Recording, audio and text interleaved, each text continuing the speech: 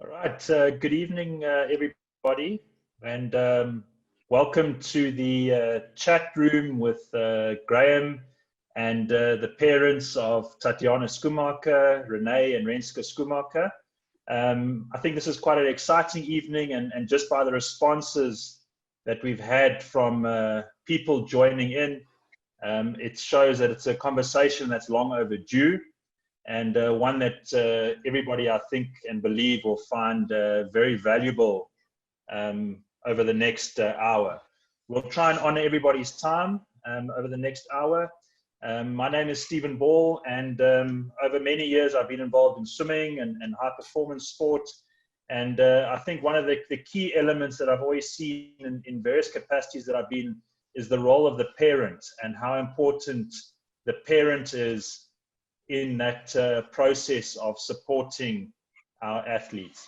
So just by way of introduction, this evening, the National Head Coach for Swimming South Africa, Mr. Graham Hill, will be coordinating a discussion with the parents of Tatjana Schoenmaker, Renee and Renske Schoenmaker, and hopefully over the next hour, we'll get some insights from their perspective on what it's taken to support Tatjana to achieve the heights that we all know she has achieved.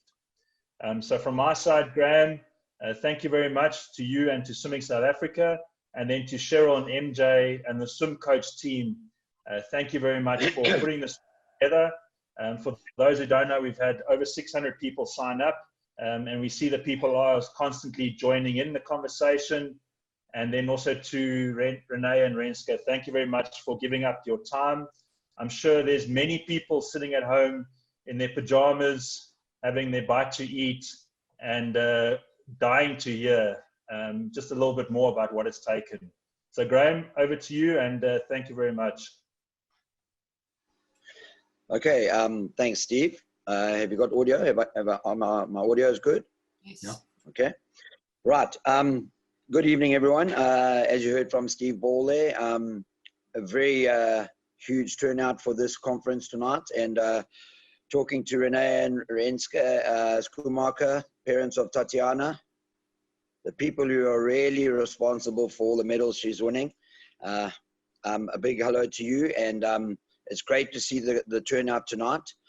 And like Steve said, I'm sure many people are going to be interested to hear the journey that yourselves as a family and Tatjana have taken along the way to where she sits now in the swimming world. So without further ado, I'm gonna start firing away with questions. I have been given a whole list of questions already. So just to start off with, Tatjana, what age did she start swimming? And was it just purely to make her water safe, or was there a vision in mind for her to go on to become a swimmer? No, we actually bought a house which had a pool, and you know, she wasn't swimming, so we started with being water safe, and so she started to learn how to doggy paddle and learn how to swim with clothes on and keep herself afloat. And over a Christmas period, Adrian, Dory actually gave some speed courses in proper swimming, which we put her there, and from there on we never looked back. Okay, so I'm going to get to Adrian, Dory, the guy that started her off, but just a bit of background on the two of you. How many years now have you been swimming parents? Close to 16 years. Okay. And was it evident in her early years? And still another 10 to go, I think. I'm sure. Was it evident in her early years that she liked swimming? Yes, that obviously she loved being in the water, and look, from an early age, doesn't matter what sport it was, she loved every sport, was always fanatical, always very competitive in whatever she did, even if it was tree climbing, for example.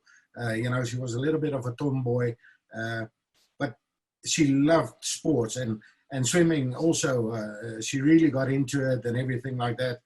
Like she did, when she puts her mind to anything, from a small age already, you can see where if she likes it, she goes for it full on. Okay, and that's a good comment there, that if she likes it, she goes for it full on, because that's the next question. The question was, does Tatjana have a very competitive streak on her, or does she just like to do it all for fun? And I'll just elaborate a little bit on that as well. I've had the pleasure of being around her over the last 8 years or so now, and Rocco and I talk and all that, and we've always spoken about her competitiveness. But I can let you answer that question. I'm sure you're going to enlighten the parents and let us know about her competitive streak. She is very competitive, and it doesn't matter what it is. But yeah, I think it actually starts off any game. It's a nice, fun game, but then after the first round, it starts getting competitive. Doesn't matter what, if it is a sack race or any type of game outside of swimming, or if you play tennis at a resort or wherever, we go out for fun, but then it becomes a tournament and a serious competition. And that has been from basically when she could walk, and but it's also so she starts doing it for fun, and then if she sees she makes a chance that she can win it, then she becomes really, really competitive.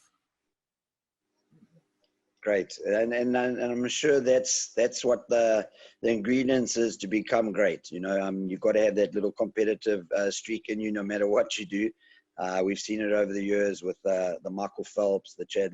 They've all got it, and I've seen it with Tatjana, and it's great to hear it from you guys that you know it was there. I'm sure you've got a lot of stories of when she was younger and she was very competitive, doing just little small things at home. But moving on, we'll speak about Coach Adrian Dory. He coached her until she was 14 years old. Is that correct? That's correct. Yeah. Okay. And the question taught her how to swim. Yeah. Okay, so the question asked is, why didn't she move to a bigger and more serious program during her primary school years when she started to make provincial schools teams and podium finishes at SA schools and junior nationals? We made a decision that there was a lot of time, and I wanted her to be a child, not only focus on swimming, really, flourish with her mates at school, in netball, in hockey, in athletics, and let her do basically everything what she wanted to do. To try and see, what fancies her. We knew that she was very talented in swimming, but she was talented in everything that she does or did. But for us, the main thing was that we wanted her to be a child. We really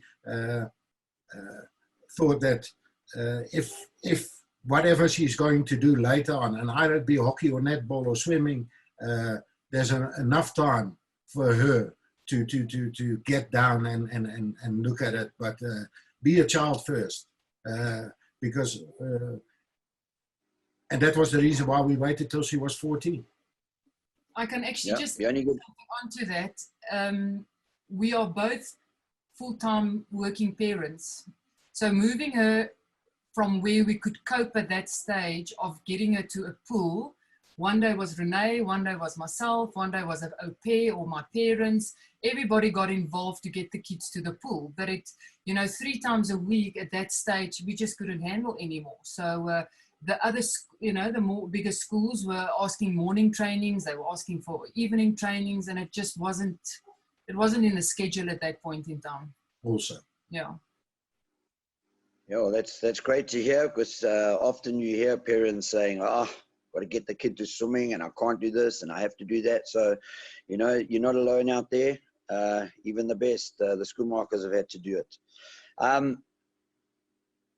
I remember, just a quick story. I remember with Tatjana, we did a screening clinic. I don't know whether you'll remember this. We did a screening clinic at Mandeville Dolphins, and we had these little girls in the one group, and they were going up and down. And I actually noticed Tatjana swimming there in the breaststroke. So I called her one side and I said, and it must have been just after she had left Adrian, because I think she was about 14, 15 when I spoke to her, and I said to her, and she didn't know who I was, and the little girls with her didn't know who I was. And I said to her, do you train somewhere? Ja, ek oefen met oom Rocco, you know. So back in those days, you know, it was already coming together, and it's great to see how it's ended up. Moving on to the next question. How did you as parents react if Tatjana didn't swim well or was beaten during her school years? During her school years. Maybe things have changed now, but during her early years. It still hasn't really changed. You know, for us, and it's I thought you were always... going to tell me it hasn't changed. I thought, sorry, Renee, I thought you were going to tell me it hasn't changed because she doesn't get beaten. But anyway, yeah. No. She will. She still got. She was beaten at the World Champs, but for us, it's a road. It's a road to where we want to. Hopefully, gonna get and where we're striving to be. Yes, obviously, disappointment if she didn't win or anything like that. But it was always about the times, you know, and try to better yourself and see where you are, you know. It doesn't help when somebody is in a school years, or even when she was at high school, you know, to put yourself up to try to be somewhere that you're not. It's a journey that you have to go through, and you know, and every step of the way. And we knew that, and she also. So yes, in a way you're disappointed, but the bigger picture was always the times. Sure. And then I don't know whether many people know this, but Tatjana went to boarding school at Tux. Yeah. And the question is, how did you know and when to move her to this boarding school and to a bigger program with more competition? Tatjana, from an early age. That's a big step. I mean, to send your child away to boarding school, primarily for sport. Yeah, it's a big step. It was a big step, and we didn't take that one lightly, not at all. You know, Tatjana did well in the younger years, from the ages 8 till about 12, 13, just on her raw talent and the competitiveness that she had. Not because of the amount of kilometers that she was swimming and the training that she was doing. But then at 13, 14, when she as a person, as a child, started to become a little girl and everything like that, you know, it wasn't enough anymore. And, you know, we got to a stage that we had to decide, okay, if we're going to do this, we have to do it properly.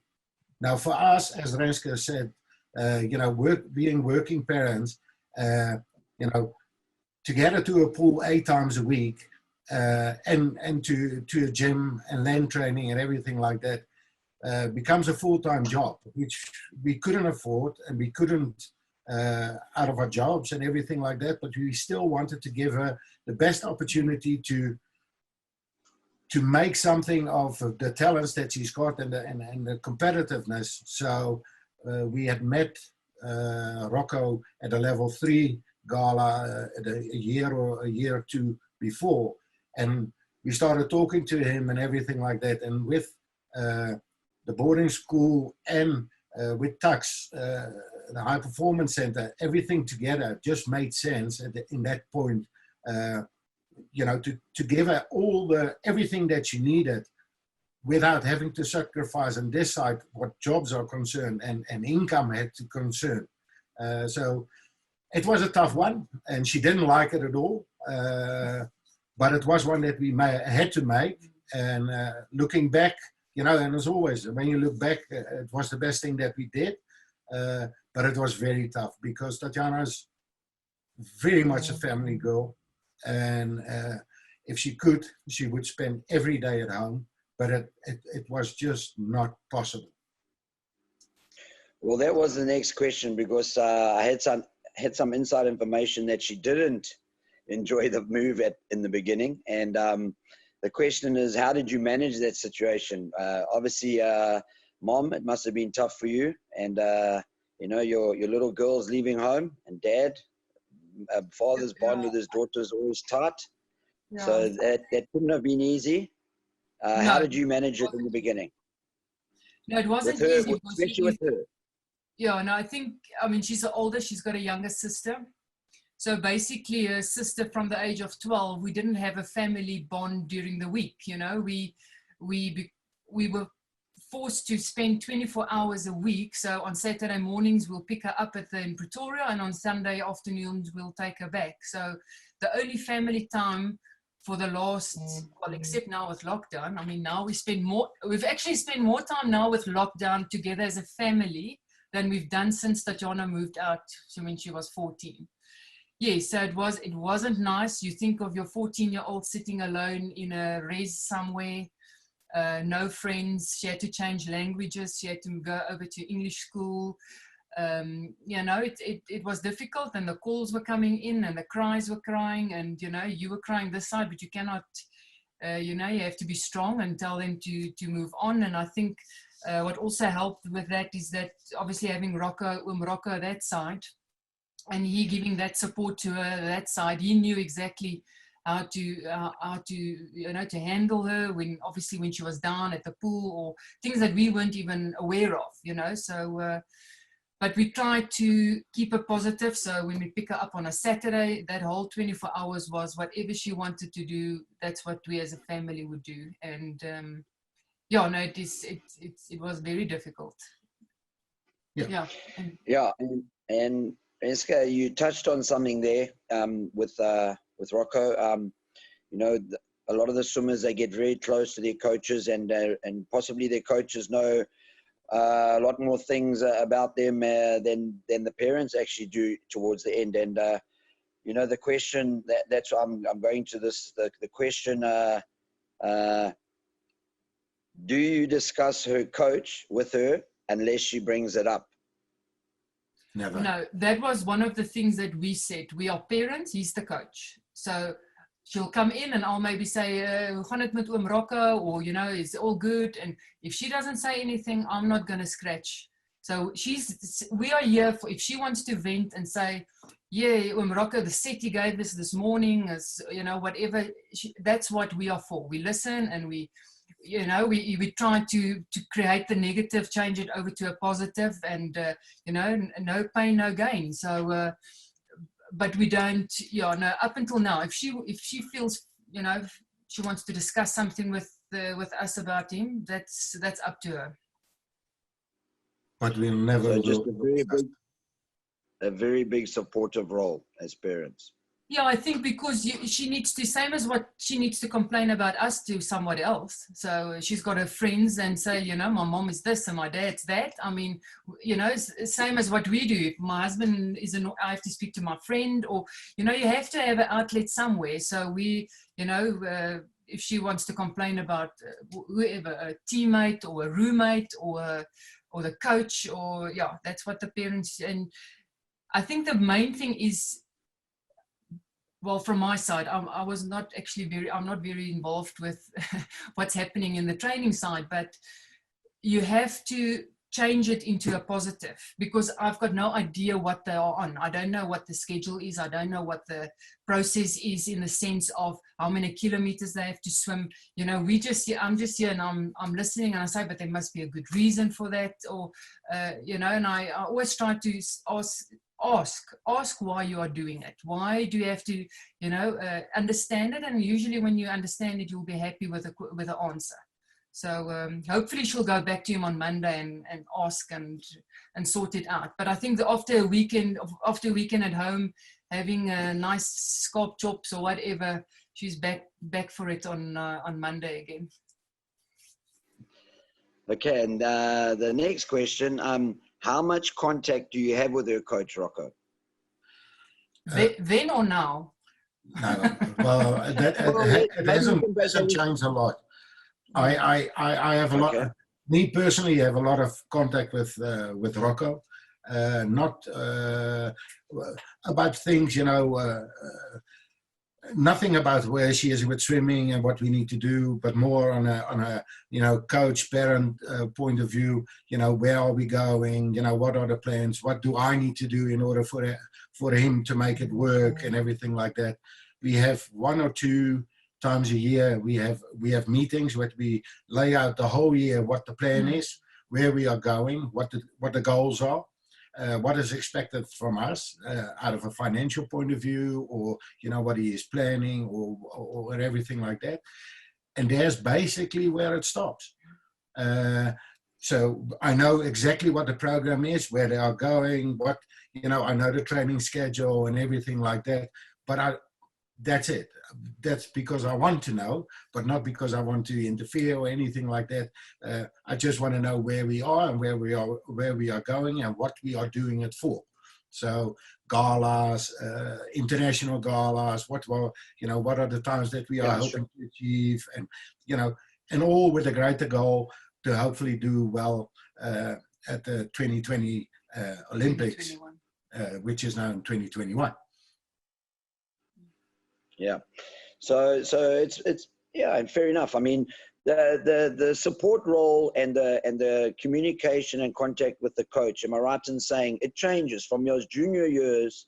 It's a different contact and it's a different supporting role as they progress and become world stars and superstars, and that there's other things that parents have to support and get involved with, planning the year and as you mentioned, their finances. I think a lot of people out there listening tonight are oblivious to how hard that road is coming through the ranks and getting there until you finally get there where there is some financial reward and help along the way.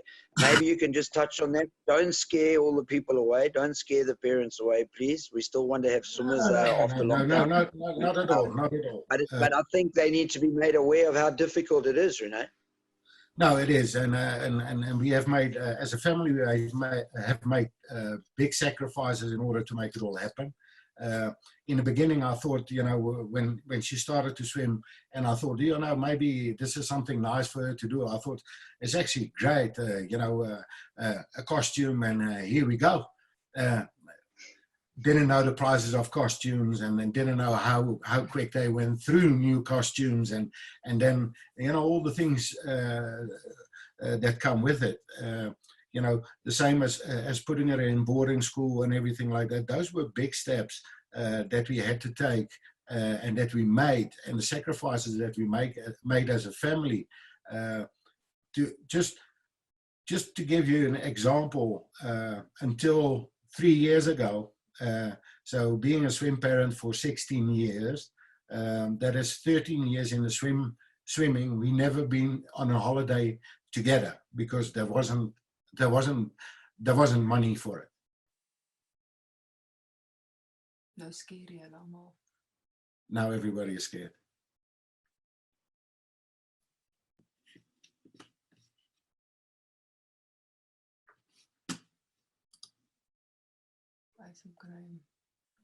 Graham? I think we might have lost. Yes, we've lost Graham. Graham there for a few seconds. Maybe I can just take over a little bit there. There's obviously various questions that are coming in. Graham will just try and reconnect. Things are different down in Durban, up north here. So the data charges might look a little different. And just so that everybody knows, we are getting various questions and that are coming through, and we've received some prior to this that we will try and answer as much. But just we ran a poll at the beginning of this, just so that everybody knows that we about 65% of the attendees this evening are parents that are listening in. So thank you to all of you for taking time to spend some time around this. there was a question I saw that someone asked, at what stage did Tatjana leave, one of her other sporting codes? What did she do prior to focusing on swimming, or was swimming always her thing? And how did she then change? At what stage did she change to only focusing on swimming? Okay, I'm back, Steve. Okay, cool, Graham. I just asked him quickly a question. One of the viewers asked about at what stage did Tatjana change to just focusing on swimming and not have one of the other sporting codes. So maybe they can just sort of fill us in. And I see Tatjana has made a grand appearance. Hello, Tatjana. Hi. That actually started. She did all kinds of sports up to even when she was at Tux, her first year there, and was allowed to do everything like that. But then when she was 14, she made 15, she made the decision that swimming is the way forward.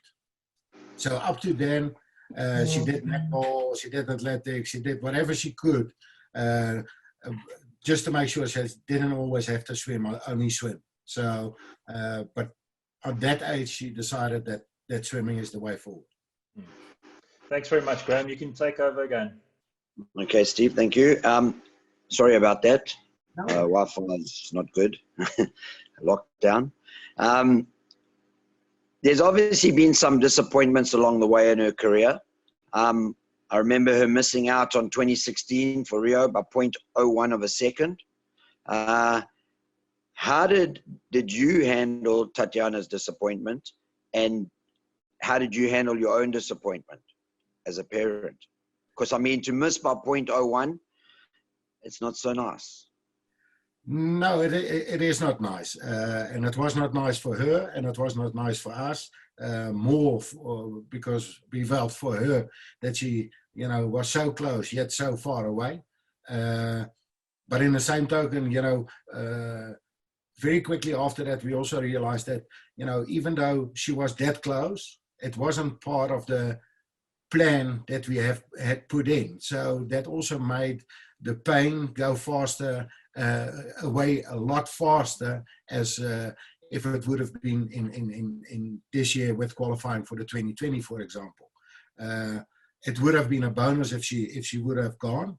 But retrospect and very quickly afterwards, we also said, look, it wasn't that we were there already at that level was a bonus, but it wasn't in the plan. Okay, and interesting question. Has Tatjana ever wanted to stop swimming? And if yes, how did you handle that with her? With a wooden spoon. Are you going to answer that, Tatjana? Oh. I definitely did. I don't think for me at like age 14, I don't think I wanted to go away from my parents. And especially because I still enjoyed all my other sports. I kept on telling them that I'd want to do netball, and they were like, no, swimming. So I remember crying at night. No, I need to swim. But obviously at that age, I can't really say, I don't even know what the word talent kind of was. It's like, you can't really say if you do. So I did give it a shot. I did blackmail them a little with a BlackBerry. But yeah, I went to the sports school, but then I still was asking Rocco if there was Tux netball, if I can maybe join, and he did allow it the first year. I went to 1 or 2 like netball training sessions, but they kept on doing fitness, but I knew I was fit enough. I just wanted to play ball, and then I just realized like the schedule with the netball and swimming won't ever like combined, and you can't really do both at such a, like, you can't give everything for both, and I don't want to kind of do anything half-half. So if I had to give like swimming a chance, like I had to really see if I actually enjoyed swimming, because even though I have talent, like I obviously have to love it, because you can't really put in all those hours if you don't really like it. So, then I kind of, after that, like for a whole year, it was really tough Rocco would always tell stories of how I wanted to go home. I was almost rushed to hospital because of our sugar levels, because I just kept on eating chips and stuff in hard training. But then, yeah, I obviously then decided, okay, I see I'm doing much better because of training and stuff. And I made my first team only at like 16, I think, end of 16. And then I saw what swimming was really like, making maybe a team and seeing like team and just like being able to represent my country. And then I kind of knew like, I am quite good at this. So yeah, then you start liking it as well. But out of our point of view, we were there only, try to support her through those tough, obviously, sort of pointing her towards the swimming and everything like that, but never pushing her, but just be there and be supportive in reason but luckily we had Rocco on our side as well. So from two sides, with the support and with Rocco with it and everything like that, we convinced her to give it a good go. While Tatjana's there, she can maybe help us with this question as well. After returning to swimming, after just missing out on the 2016 Olympics, you had a major shoulder injury as well. How did you handle that time? And you as parents, was your approach any different to that disappointing miss for the Olympics? Was it did it change after that, your approach as a parent? No, I don't think so. I think it was obviously tough knowing that I was going to be out of the water, but they did support me in like obviously financing the biokinetics appointments, getting me there because I had to come to Joburg to be able to go to the bio to get my rehab. But at the end of the day, they had to just believe and they had to know that I was going to go back to Pretoria and actually do the exercises, because I mean, they could spend so much money and I don't necessarily do it. So I think it was more like a trust thing. They were very supportive in helping me getting what I need. But then at the end of the day, me as an athlete obviously has to take the responsibility of actually doing the rehab exercises. And then when I go back for my second, checkup, knowing that I can sit there confidently knowing I did my side and my dad knows he did his side in supporting me, even if it was just like financially and stuff. So that's on my side. And from our side, nothing changed. We try to make things happen for her in a way that we don't try to put any pressure on her shoulders. Be there, support her, and take her. Let her take responsibility for the things that she wants to do and has to do. I like that. She must be responsible for her swimming.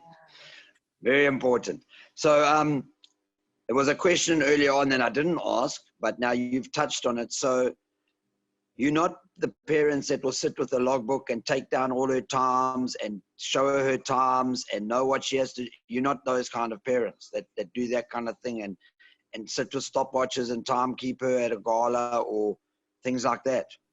I am a qualified judge. I did all the timekeeping, but I know her times inside out, but that's more out of a because I want to know. But I'm not sitting there talking times, and she knows what to do. She, that's why she trains. It's between her and the coach. I know what the plan is and where they want to go and everything like that. And it's a journey that we all go through. We're there just to support her if she wins, to support her, but also if the race wasn't that great and the times weren't that great that what we were expecting, we are there to pick up the pieces and make sure that she's ready emotionally and know that she's loved and that we are proud of her. Doesn't matter what happens. We all have our good and our bad days, and we need to be for each other. But in my head, I know all the times, yes, but I've never written them down. Great.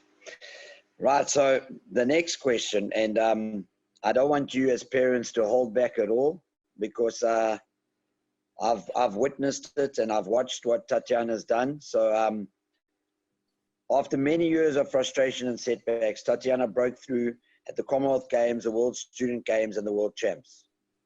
Okay. Did you always believe that she could break through? What did it feel like for you as parents when you witnessed all those great swims? And like I said, don't be shy. Talk about the emotions, because many parents out there have not been to the big show yet. And I've witnessed it firsthand watching you parents. And I would love you to express your emotions about all those swims. You want to go first, or do I want to go first? Don't cry now, hey, Mom. Don't cry. Oh, you have to worry about Dad, not Mom. Yeah, I Take think us through her first win was at the Student Games, if I remember correctly. That's correct. She bypassed, I think we bypassed World Champs, Tatjana. We missed World Champs and we opted for, well, Rocco and you opted for Student Games, correct? Yes. So take us through Student Games, then obviously Commonwealth Games was huge, and then World Champs last year. So maybe take us through in that order, and just the feelings, and did you ever believe it was going to happen?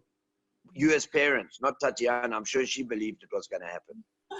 Yeah, I think it's as you grow with any athlete, you know, you go through stages. You're in level 3, then you go to nationals, then you're in a SA team, and you know, you always, okay, now you reach the top of that section, now you have to go to the next. You know, I don't think I ever sat down 5 years ago and said, okay, Tatjana's going to be there. You know, as she grows, we were growing, and I think then you start, your goalposts are going further and further.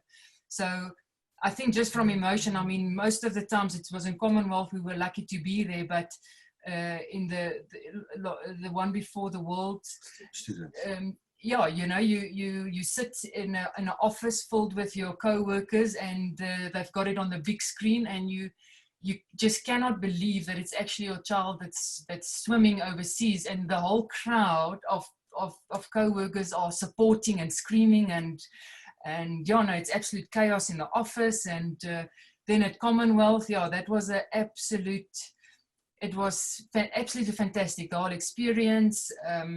Not expecting that, because the names she was swimming with or competing against were all Olympians. I mean, they had the whole CVs behind them. So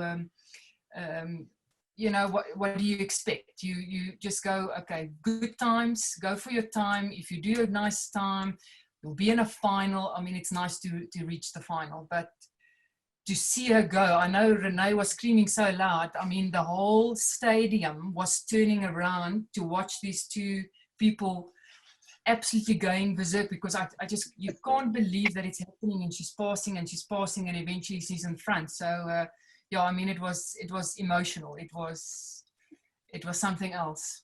Yeah.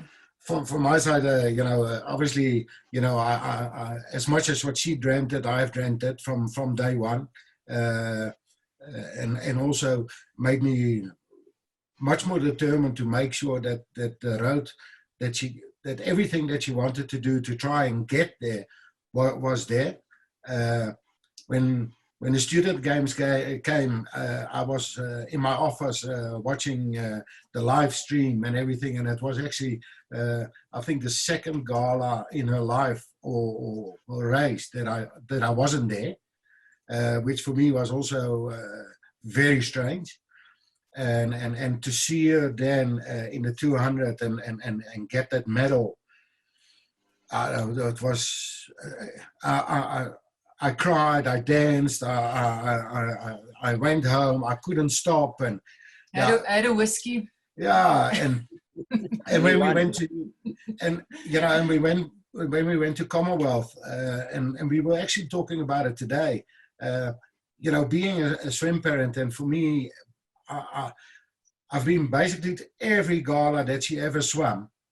So I know how she looks in the water. I know if things are falling into place. And I was saying to her, when that 50 meters, when she did that 50, she came fourth. Yes, she broke the African record, but I knew things were going to happen because she looked so good in the water.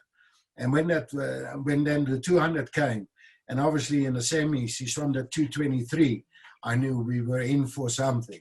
And And I know how she swims and everything. So when the final came, and, you know, it was here and there and everything, when that last 50 meters, when they touched together, I stood up because I knew that she was going to win, because I know her back speed and everything like that. And Renske was sitting next to me and saying, quiet, man, quiet, quiet. She hasn't won yet. I said, she's winning, she's winning. And I haven't felt, and I was so proud. And so, you know, because all of a sudden, everything that you have dreamt about, what you have done and what you have sacrificed together, and she has done, you know, comes together with that one touch, and it's a 2:22:02, and she looks up and she sees us, and it's just big smiles. You can throw me away. I mean, I'm gone. I'm then done. Even now, if I look at it, I shoot up. I cry.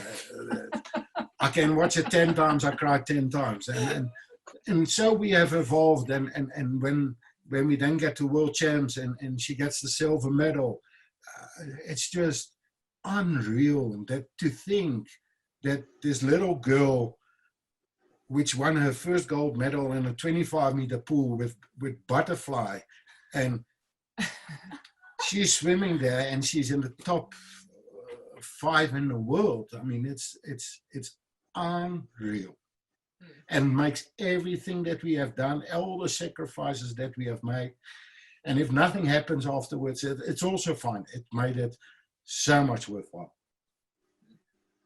No, that's great. The emotions do get very high when you're watching your own daughters and sons out there at those big events. An interesting question now. Do you think a parent can actually make or break a child's career? Oh, definitely. Yeah. Definitely.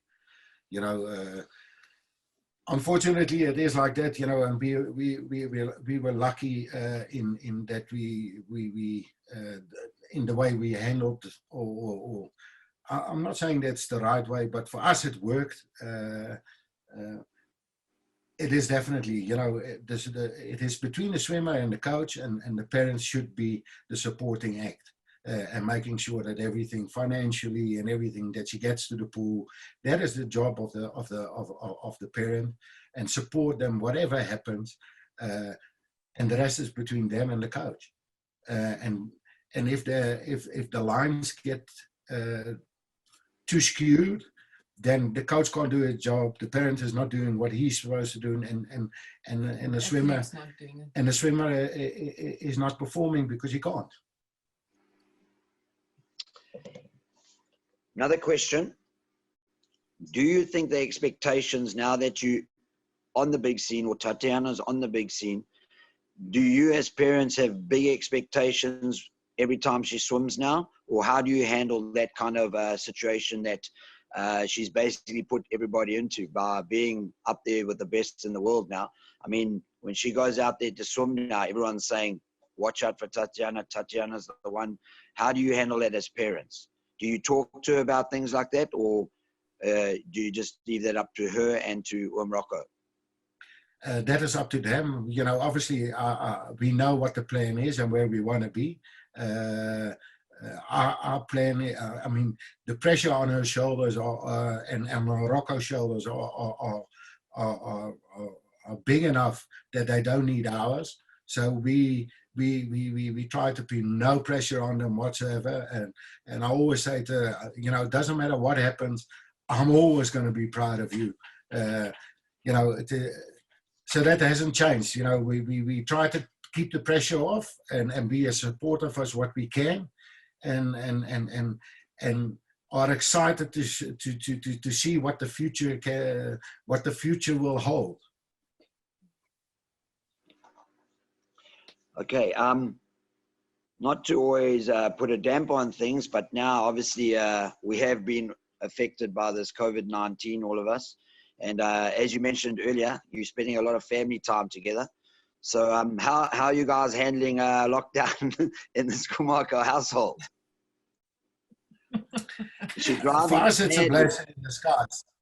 It's a blessing in disguise, as Renske said. You know, we haven't been able in all those years, because of swimming and galas and university, and for me, for work and everything, haven't been able to spend so much quality time together.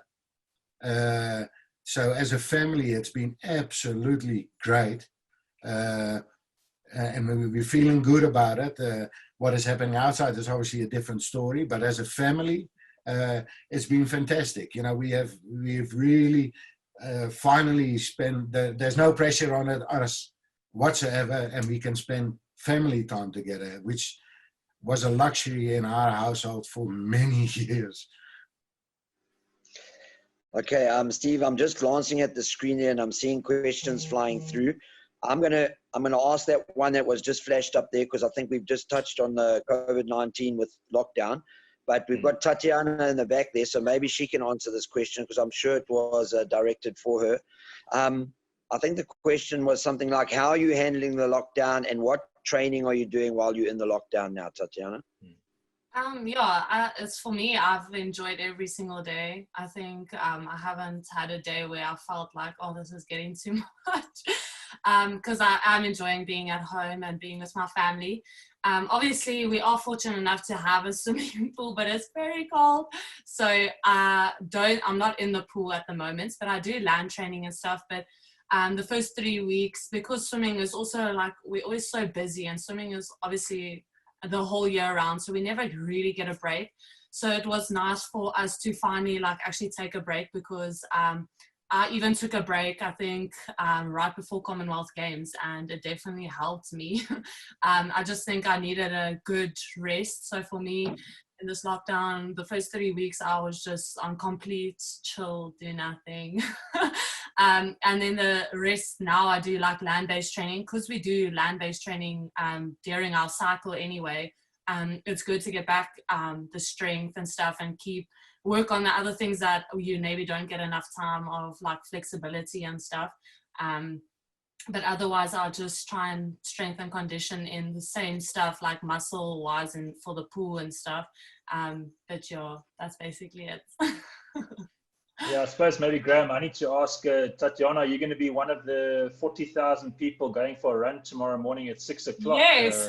Like the rest of South Africa. My mom has asked me if I want to go run at 6 a.m. I looked at it, I was like, no, 6 a.m. I can't do that. Maybe just to add to the lockdown question, maybe to Renee and Renska, I mean, what role do you think parents at the moment should be playing during this uncertain time that everybody's facing? You know, because I mean, we all know that the swimmers live for their competition. They've lost their major competitions for the season. So what role do you think as parents we should be playing during this time? And I can only speak out of my own personal opinion and the way I see it, you know, with everything with COVID-19 going around and with the lockdown. It has really reset all the buttons that we have had and have to basically go back to all the basics again, because whatever we're going to do and what's going to happen, and we have to start all over again. So make sure that family time is very important. She was talking about the training that she does. We actually do that with the 4 of us in the afternoon. Obviously, we are not so flexible, but I'm a bit stronger and other points. So, you know, there's always a little bit of competition, who can touch his toes and everything like that. You know, I'm not doing too bad. But for us and for me, it's getting back to basics, enjoying the family, making sure that we look at things, what we have, our health, us as a family, and build on that, because the rest is unknown.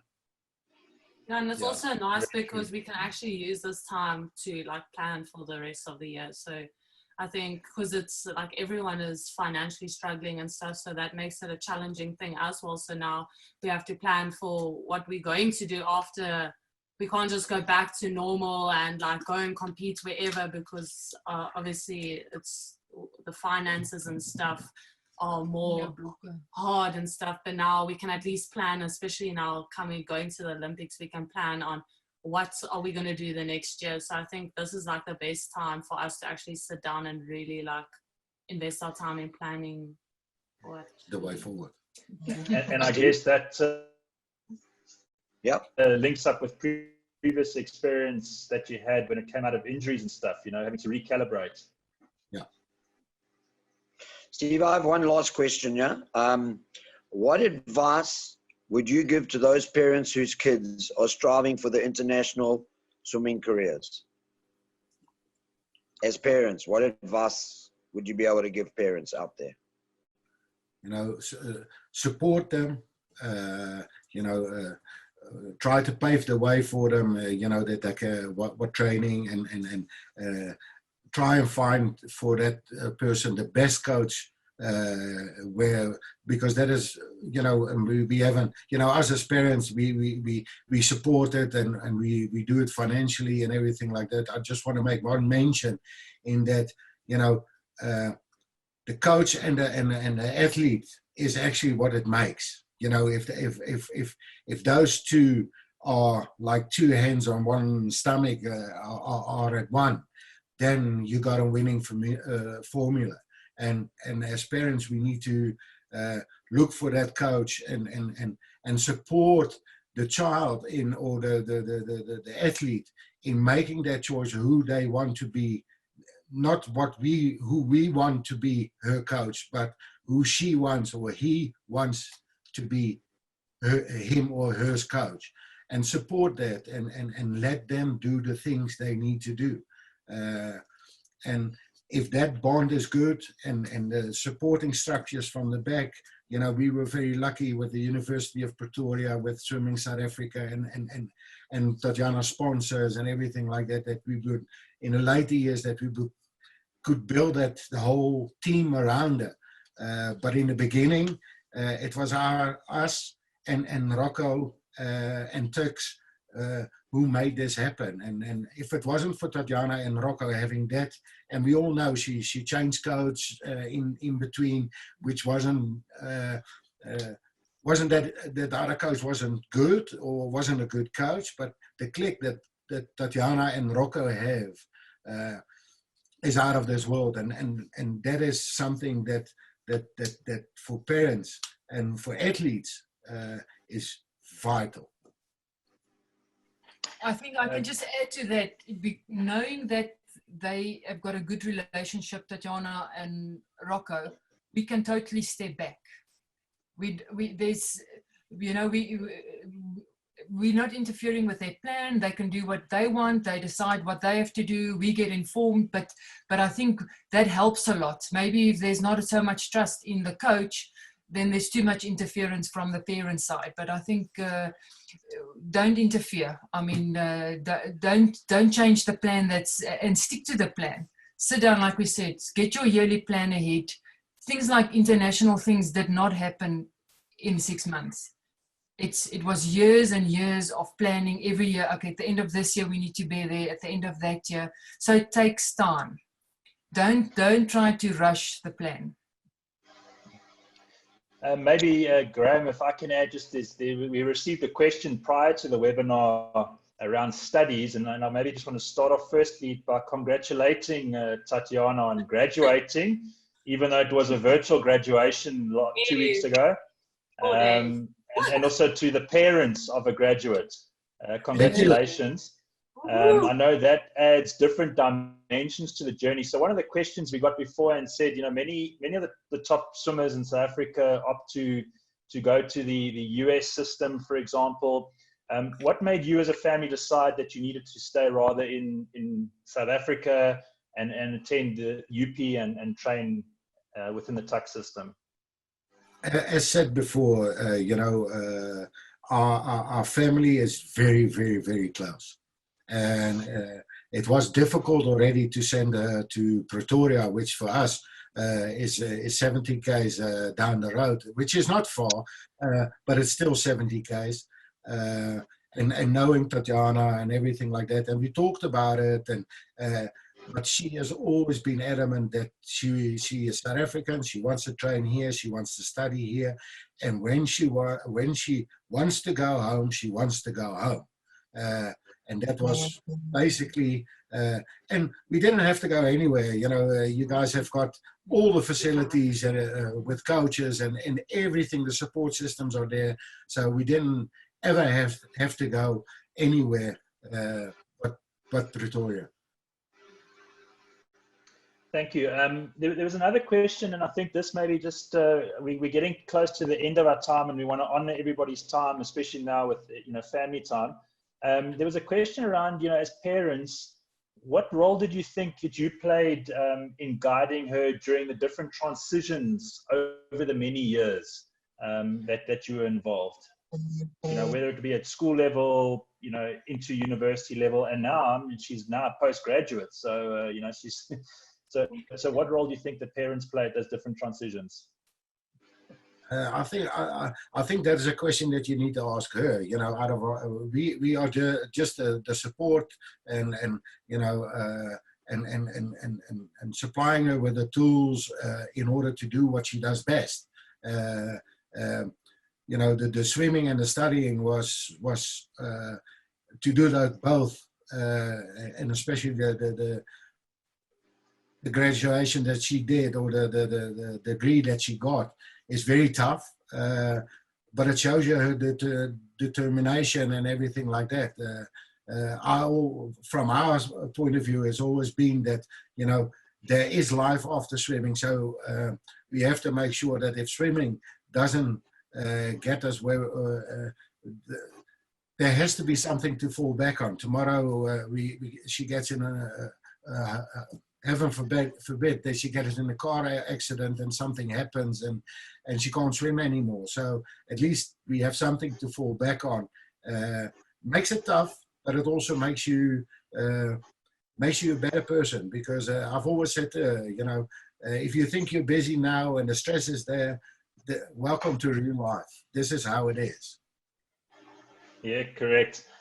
So maybe just before we just sort of do closing remarks, just for those people attending the webinar, you'll see there's a poll again. If you could maybe just answer the poll, it would be really great. Also for Swim Coach to understand a little bit more about what you'd like to hear in future.